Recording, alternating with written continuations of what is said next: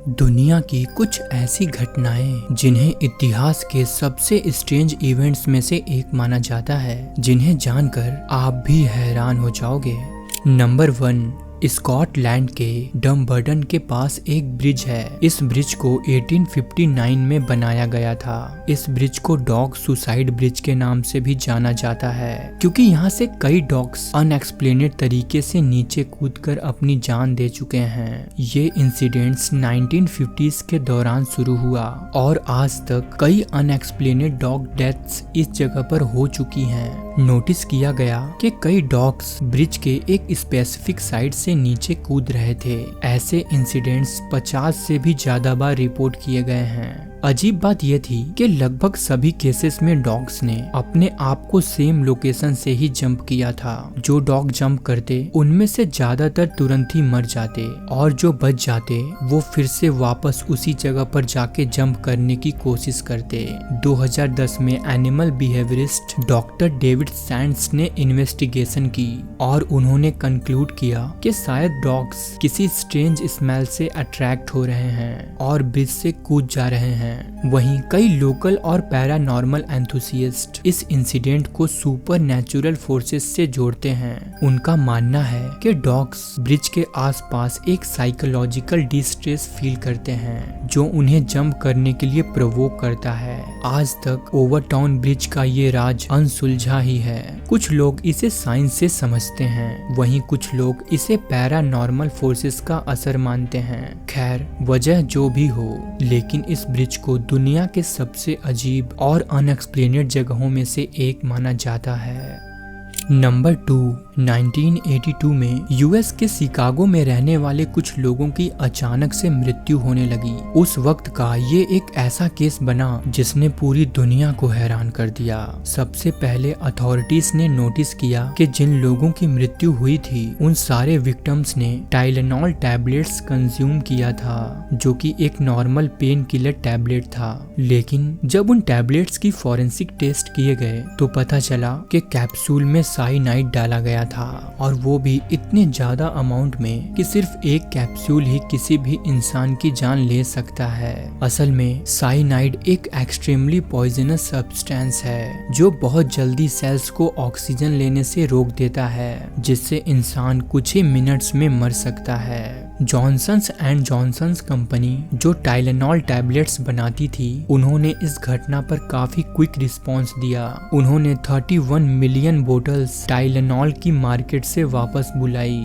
जो कि एक हिस्टोरिकल रिकॉल था। कंपनी ने पब्लिक अनाउंसमेंट के थ्रू लोगों से कहा कि अगर उनके पास टाइलेनॉल की बोतल है तो वो उन्हें वापस कर दें और उसे यूज ना करें। पुलिस और FBI ने जब इस केस की इन्वेस्टिगेशन की तो उनके सामने कुछ हैरान कर देने वाली चीजें आई। पता चला कि ये कंटामिनेशन किसी फैक्ट्री में नहीं बल्कि रिटेल शॉप पे हुई थी। मतलब किसी ने बॉटल खरीदने के बाद उन्हें खोलकर साइनाइड से कैप्सूल को रिप्लेस किया था और फिर से सील कर दिया था। सबसे मिस्टीरियस बात ये थी कि ये क्रिमिनल कभी पकड़ा नहीं गया। कई सस्पेक्ट्स इंटेरोगेट किए गए, लेकिन किसी को भी ऑफिशियली चार्ज नहीं किया गया। लेकिन इस घटना ने कंज्यूमर प्रोडक्ट के पैकेजिंग में एक बड़ी क्रांति लाई, जिसमें टैम्पर प्रूफ पैकेजिंग को मैंडेटरी बनाया गया। आज हम जो मेडिसिन या खाने पीने की चीजें सील्ड कंटेनर में देखते हैं, वो इसी केस का रिजल्ट है। नंबर 3, 6 दिसंबर 1917 को कनाडा के हैलिफैक्स बंदरगाह पर एक मैसिव ब्लास्ट हुआ, जिसे दुनिया का सबसे डिस्ट्रक्टिव नॉन न्यूक्लियर एक्सप्लोजन्स में से एक माना जाता है। ये घटना तब हुई जब दो शिप्स एसएस मॉन्ट, जो एक फ्रेंच कार्गो शिप था, और एक नॉर्वेजियन शिप एसएस इमो आपस में टकरा गए। असल में उस समय French cargo ship SS मॉन्ट explosive से फुल्ली लोडेड था, जिसमें कई डेंजरस केमिकल्स जैसे TNT, बेंजोल और गन कॉटन्स थे। ये सारा सामान वर्ल्ड वॉर 1 के लिए यूरोप भेजा जा रहा था, लेकिन हैलिफैक्स के नैरो स्ट्रेट पर नेविगेशन एरर के कारण दोनों शिप में टक्कर हो गई। टक्कर से एसएस मॉन्ट में आग लग गई। लोग किनारे से इस घटना को देखने लगे, लेकिन वो लोग इस बात से बिल्कुल अनजान थे कि आगे क्या होने वाला है। अगले कुछ मिनटों में वो शिप एक मैसिव एक्सप्लोजन एक्सप्लोजन के साथ ब्लास्ट हुआ जिसमें 2000 लोगों ने इंस्टेंटली अपनी जान गंवा दी और 9000 से भी ज्यादा लोग इंजर्ड हुए। एक्सप्लोजन के इम्पैक्ट से 80 किलोमीटर तक विंडोज टूट गए और शॉक वेव्स को 400 किलोमीटर तक फील किया गया। साथ ही एक्सप्लोजन के बाद हैलिफैक्स के हार्बर में एक सुनामी भी आई जिसमें पानी 18 मीटर तक ऊपर उठा और आसपास के कोस्टल एरिया को बहा ले गया। ये घटना 20th सेंचुरी की सबसे डेवास्टेटिंग ट्रेजेडीज में से एक मानी जाती है। साथ ही लोग इसे एक हिस्टोरिकल ट्रेजेडी के रूप में भी याद करते हैं। नंबर 4, स्पेस और एलियन से जुड़ी एक ऐसी मिस्टीरियस और कंट्रोवर्शियल थ्योरी जो क्लेम करती है कि एक एलियन ओरिजिन सैटेलाइट हजारों सालों से अर्थ के ऑर्बिट में है और इंसानियत को ऑब्जर्व कर रही है, जिसे ब्लैक नाइट सैटेलाइट के नाम से जाना जाता है। इस थ्योरी का सबसे प्रोमिनेंट क्लेम ये है कि ब्लैक नाइट सैटेलाइट एक एलियन सैटेलाइट है जो प्राचीन एलियन सिविलाइजेशन ने अर्थ पर नजर रखने के लिए ऑर्बिट में डाला है। कॉन्स्पिरेसी थ्योरिस्ट का मानना है कि ये सैटेलाइट 13,000 सालों से अर्थ के ऑर्बिट में है और उसका मोटिव ह्यूमन सिविलाइजेशन का ऑब्जर्वेशन और मॉनिटरिंग करना है। इस थ्योरी का ओरिजिन निकोला टेस्ला के साल 1899 के रेडियो एक्सपेरिमेंट से जुड़ा है, जब टेस्ला ने कोलोराडो स्प्रिंग्स में एक हाई वोल्टेज ट्रांसमीटर के जरिए एक अनएक्सप्लेनेड रेडियो सिग्नल को डिटेक्ट किया था जो उनके हिसाब से इंटेलिजेंट सोर्स से आ रही थी। कई थ्योरिस्ट का मानना है कि ये सिग्नल्स ब्लैक नाइट सैटेलाइट्स के सिग्नल थे जो टेस्ला ने पहली बार इंटरसेप्ट किए थे, लेकिन उस समय टेक्नोलॉजी इतनी आगे नहीं थी कि इस डिस्कवरी को और डीपली एक्सप्लोर किया जा सके। हालांकि इसके बाद भी कई अनएक्सप्लेनेड सिग्नल्स डिटेक्ट किए गए जिनके ओरिजिन का कोई कंक्लूसिव आंसर आज तक नहीं मिल सका, जिसे अक्सर स्पेस एक्सप्लोरर्स और यूएफओलॉजिस्ट ब्लैक नाइट सैटेलाइट से जोड़कर देखते हैं।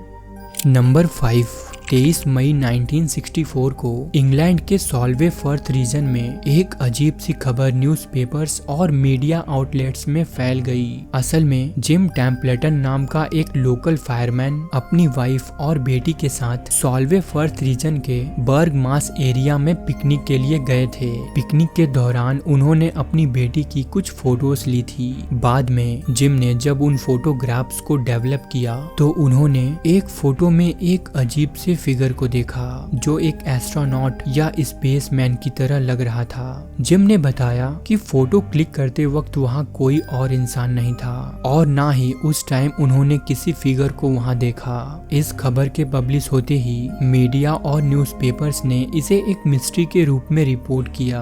कोडैक कंपनी जो फोटोग्राफी और इमेजिंग टेक्नोलॉजी के लिए काफी मशहूर है, उन्होंने भी इस फोटो का एनालिसिस किया और कहा कि इस फोटो के साथ कोई भी छेड़छाड़ नहीं की गई है, वो फोटो बिल्कुल जेन्युइन है। ये घटना आज भी अनएक्सप्लेनेड है, जिसे लोग सॉल्वे फर्थ स्पेसमैन के नाम से जानते हैं।